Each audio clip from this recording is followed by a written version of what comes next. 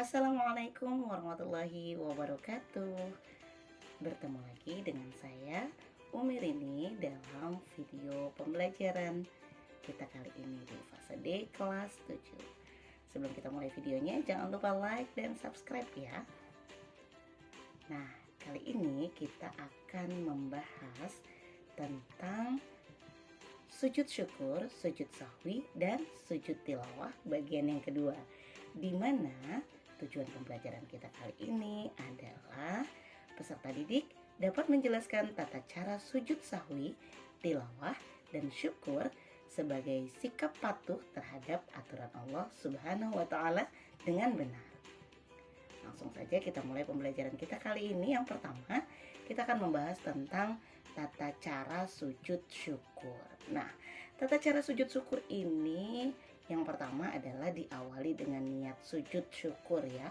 Niat di dalam hati untuk melaksanakan sujud syukur, berterima kasih, bersyukur kepada Allah Subhanahu wa Ta'ala. Sebagaimana telah kita bahas dalam video sebelumnya, sujud syukur dilakukan ketika kita mendapatkan nikmat yang besar dari Allah Subhanahu wa Ta'ala. Kemudian yang kedua, kita melakukan takbiratul ihram ya, dengan mengucapkan Allahu Akbar. Kemudian langsung melakukan sujud syukur, sujud sebagaimana sujud di dalam sholat sambil membaca doanya. Nah, bagaimana doanya? Ini dia lafaz doanya, yaitu Subhanallah walhamdulillah wala ilaha illallah wallahu akbar la haula wala quwata illa billahil aliyyil azim. Nah, tentu saja lafaz ini sangat mudah dihafal dan familiar ya. Kemudian setelah bersujud, kita bangun dari sujud, kemudian salam ke kanan dan ke kiri.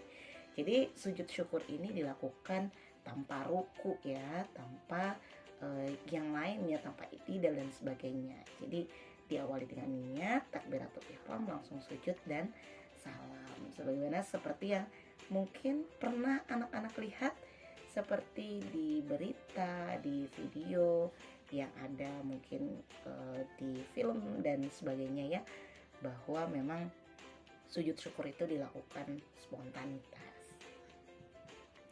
Kemudian kita ke pelaksanaan tata cara sujud yang kedua, yaitu sujud sahwi. Nah, anak-anak masih ingat sujud sahwi dilakukan kenapa? Sujud sahwi dilakukan ketika kita lupa atau ragu ya dalam rakaat sholat. Nah, bagaimana tata caranya? Yang pertama yaitu sujud sahwi itu dilakukan setelah selesai membaca tasyahud akhir sebelum salam. Jadi misalnya kita lupa rakaat sholat itu ketika kita sedang sujud atau ketika kita sedang duduk, maka kita tidak langsung melakukan sujud sahwi ya, tapi kita menunggu sampai di akhir sholat kita sebelum salam, baru kita melaksanakan sujud sahwi. Jadi setelah membaca doa tasyahud akhir Hamidum Majid gitu ya, kita tidak langsung salam, tapi kemudian kita sujud sahwi terlebih dahulu, melaksanakan sujud seperti biasa, kemudian membaca bacaan sujud sahwinya. Apa bacaan sujud sahwinya? Yaitu Subhana man la yanamu wa la yashu. Boleh satu kali, boleh diulang 3 kali. Nah, ini Maha Suci Allah ya, yang tidak pernah tidur dan tidak pernah lupa. Nah, sujud sahwi ini dilakukan berapa kali sih? Sujud sahwi ini dilakukan sebanyak 2 kali, sebagaimana sujud di dalam sholat ya, yang dipisahkan juga dengan duduk di antara 2 sujud. Jadi sebelum kita salam nih, setelah membaca tasyahud akhir, kita bersujud, baca Subhana man la yanamu wa la yashu, boleh 3 kali. Kemudian kita duduk sebagaimana duduk di antara 2 sujud ya. Kemudian kita membaca sujud kembali dan membaca sujud sahwi yang kedua, doa sujud sahwi yang kedua sebagaimana yang kita baca di sujud sahwi yang pertama gitu. Jadi sujudnya dilakukan 2 kali. Kemudian duduk kembali seperti duduk tasyahud akhir ya, duduk tawarruk.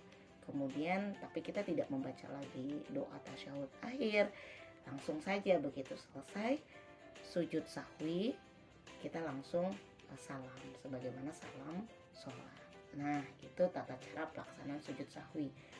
Adapun sujud yang ketiga ya, tata cara pelaksanaan sujud tilawah. Anak-anak masih ingat sujud tilawah itu dilakukan kenapa?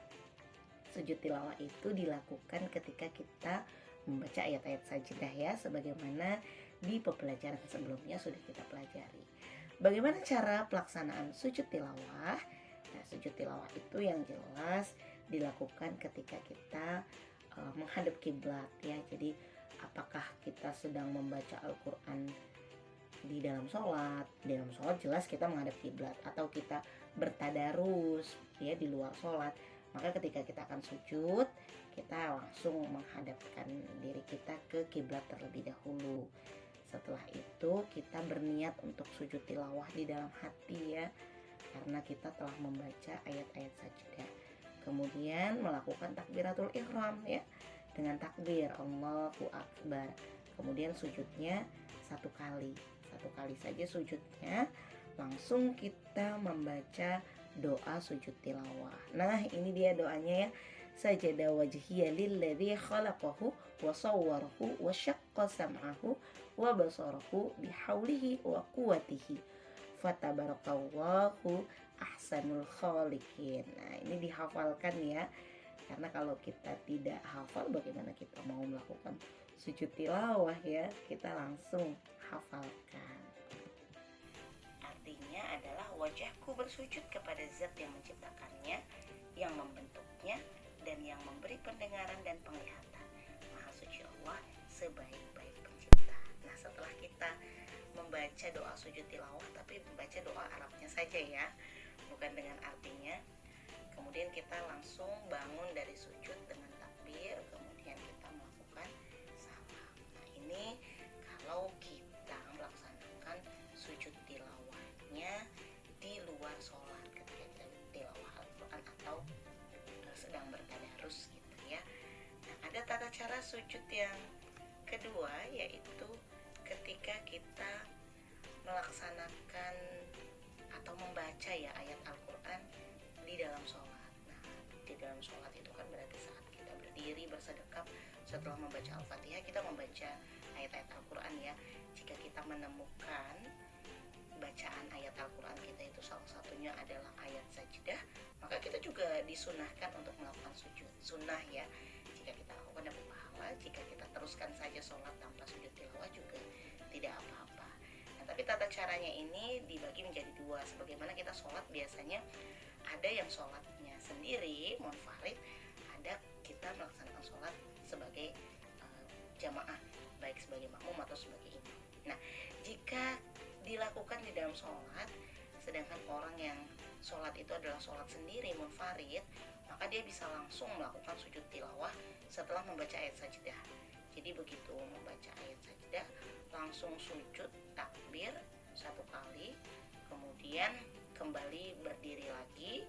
Setelah sujud berdiri lagi, bersedekap lagi, melanjutkan ayat Al-Qur'annya jika ingin dilanjutkan, atau kemudian ruku gitu ya.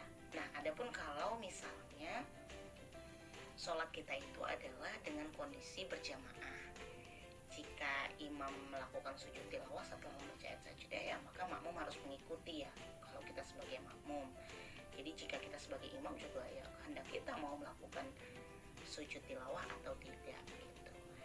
Tapi jika imam nih, jika kita sebagai makmum ya, imam kita ternyata tidak melakukan sujud tilawah, padahal ia melakukan membaca gitu ya ayat sajadah, tapi dia melanjutkan saja sholatnya membaca ayat berikutnya atau langsung ruku, maka makmum juga tidak boleh melakukan sujud tilawah sendiri. Sebagaimana kita tahu bahwa makmum itu seluruh gerakannya mengikuti imam, jadi tidak boleh melaksanakan sujud tilawah sendiri ya.